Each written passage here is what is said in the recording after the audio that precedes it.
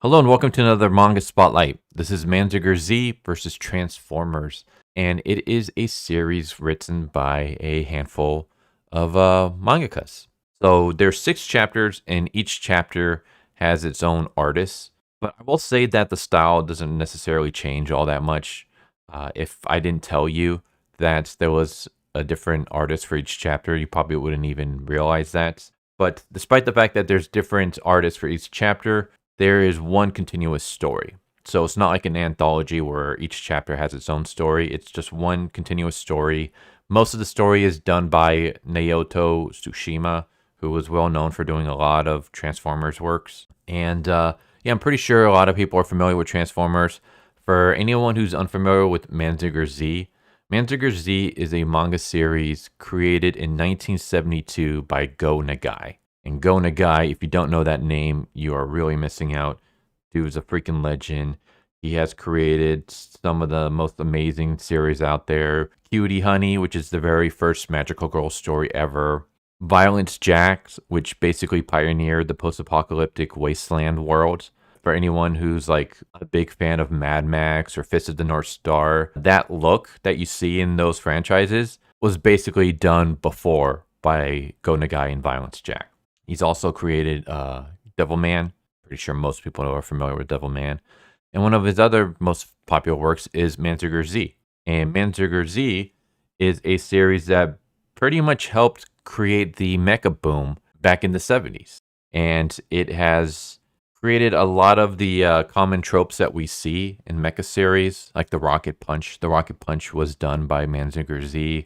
The whole having a pilot piloting the super robot from within the mech is something that Mazinger Z created.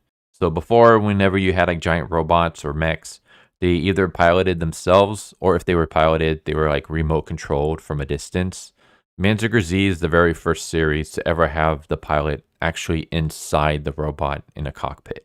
So yeah, it's basically has a huge impact, not just in manga, but in the mecha genre. And so we're getting a crossover between the two series. And the basic plot is when the space-time warps sends the Autobots and Decepticons to the Japan of another dimension, they get involved in Mazinger's fight against Dr. Hell and Baron Ashura. Mazinger vs. Transformers is a crossover manga featuring the characters from the Mazinger and Transformers franchises. 6 chapters will each be done by different artists, which I've already mentioned before. So yeah, the basic gist of this plot is that there's these 4 Watchers. Kind of think of them as like the Watchers from Marvel. They kind of just monitor the universe, I guess. And they're spying on 2 different dimensions. In one dimension, we have Mazinger Z. And in the other dimension, we have the Transformers. And so in Mazinger Z's universe, they're watching as Koji is piloting the Mazinger Z, and he's battling Baron Ashura and Dion Dio. And other than getting like his wings clipped by one of the blasts, Mazinger Z is able to defeat his foe using the Rocket Punch, the infamous Rocket Punch. And then that's when we cut to the Transformers world, where we see the Autobots fighting the Decepticons on this like space bridge. That's when we see Starscream, and he's sneaking up behind the Autobots, and he shoots, and the beam hits the back of Dinobot's head, gets reflected back, clips his wings, and he crashes into this space bridge that causes this huge explosion of energy, and the energy like envelopes the Transformers and teleports them away. And so we cut back to Mazinger's Earth, where we have the crew cleaning up the debris that was left from the battle that we saw earlier. And we even see Boss piloting one of his own ships called the Boss Borot. And that's when Dinobot shows up. Dinobot assumes that Boss Borot is a Decepticon.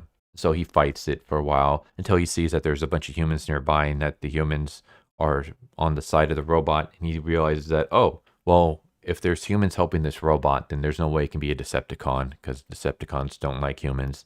So we're going to be friends. And so Dinobot befriends Mazinger Z in the group. Meanwhile, the Autobots show up within the same dimension, but instead of appearing in front of Mazinger Z, they instead appear in front of Baron Ashura. And so Baron Ashura tricks the Transformers into believing that he's a good guy and that Mazinger Z is actually a villain who is trying to take over the world using this powerful energy source, and that he's like hoarding from anyone else being able to use it.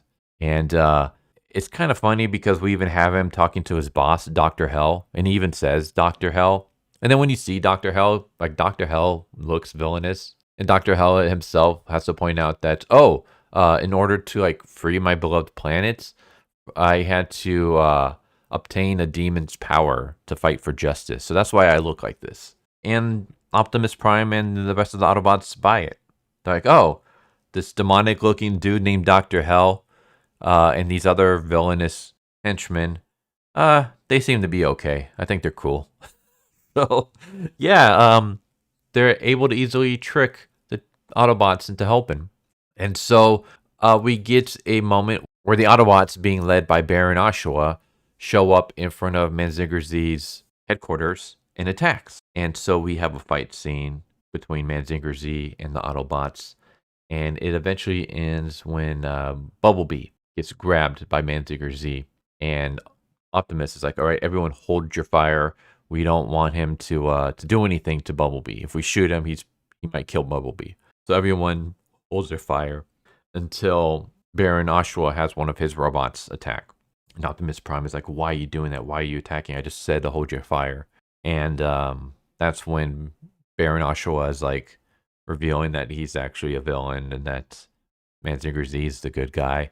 I found this just kind of like funny as hell. Like, why would you reveal your plan so easily? Why would you easily betray the Autobots so quickly? You could have pretended to hold your fire. You could have tried to tell them like, hey, you can't trust Mazinger Z. Like, you could have still had them on your side, but instead he easily, betrays them and gives up the fact that he's actually a villain.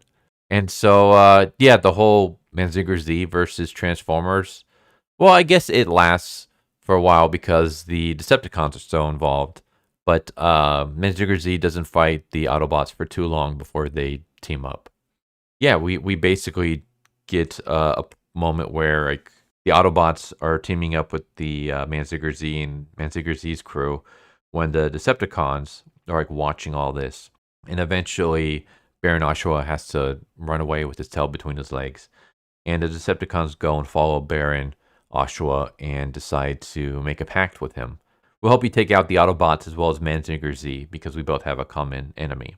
And so now we get the Autobots and Mazinger Z teaming up to face off against the Decepticons and Baron Ashura and Dr. Hell and their crew. And there's like more. I don't want to like spoil too much because I think you should check it out for yourself. I will be leaving a link down in the description below where you can read it. It's only 6 chapters. It's a pretty quick read. I very much enjoy this series. It reminded me a lot of the Mega Man series that I reviewed a long time ago. It was a Mega Man series that started off as a manga and then got translated and colorized as a comic book a couple years back. And that's kind of what this was, where it started off as a manga, and I believe it got brought here maybe as a comic, because this version that I'm reading, it's colorized, like every single page is colorized, which isn't done a lot in manga. Manga usually tends to be black and white with maybe the odd colored page here or there, specifically for like digital releases and stuff. But here, every page is colorized and everything reads from left to right instead of from right to left like is done in manga. So my belief is that it was probably done originally as a manga, and then when it was brought to the West, it got colorized, flipped, so that it would be read from left to right, and then released as a comic. That's my guess anyways. But yeah, it's a nice little fun read, very kid-friendly, which is it's kind of interesting for Go Nagai. Now, Go Nagai has done like kid-friendly stuff, but a lot of his stuff is not for kids. A lot of his stuff has deals with demons, has violence, gore, nudity, sex, non-consensual stuff in there. Like Gonagai he can be pretty crazy with his work. So to see a super kid-friendly franchise from him, I don't know. I thought it was kind of funny. I mean, he's like I said, he's done some before, but even the stuff that are more geared towards kids will still have some adult situations in there. There's nothing like that here. This is 100% kid friendly. You want something for your kids to read? Yeah, check it out. It's just a nice little. Kind of reminds me of like something that you would see like in a Saturday morning cartoon. In fact, everyone even acts like characters from a Saturday morning cartoon.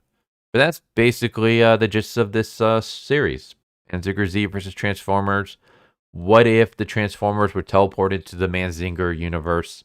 And what if they teamed up with Mazinger? Or I should say, what if the Autobots teamed up with Mazinger while the Decepticons teamed up with Baron Ashura?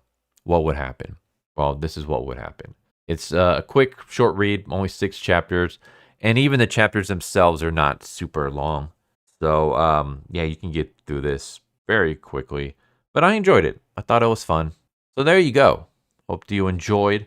And hope to see you next time. Take care. Later. Thank you for watching my video. I hope you enjoyed it. If you didn't, I still want to thank you for watching it this far. And I hope the next one is more to your liking. With that said, thank you once again. And I hope you guys and gals have a good one. Later.